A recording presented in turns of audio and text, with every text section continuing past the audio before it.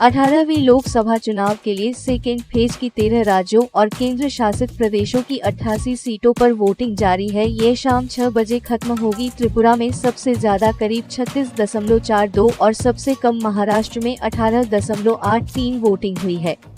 तृणमूल कांग्रेस ने आरोप लगाया कि बंगाल की 2 लोकसभा सीटों बालूरघाट और रायगंज में सेंट्रल फोर्सेस महिलाओं को वोटिंग से रोक रही है। बालूरघाट में बंगाल भाजपा अध्यक्ष सुकांत मजूमदार और तृणमूल वर्कर्स के बीच झड़प भी हुई।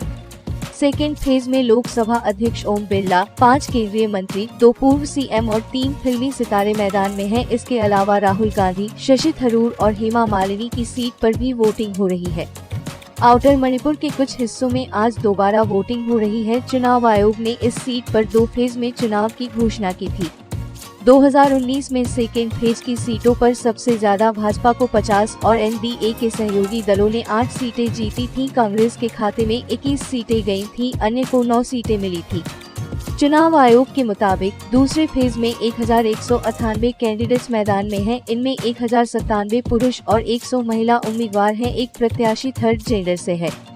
इससे पहले 19 अप्रैल को पहले फेज की 102 सीटों पर वोटिंग हुई थी। आज के बाद 5 फेज की वोटिंग 1 जून तक खत्म होगी। इसके बाद 4 जून को रिजल्ट की घोषणा होगी।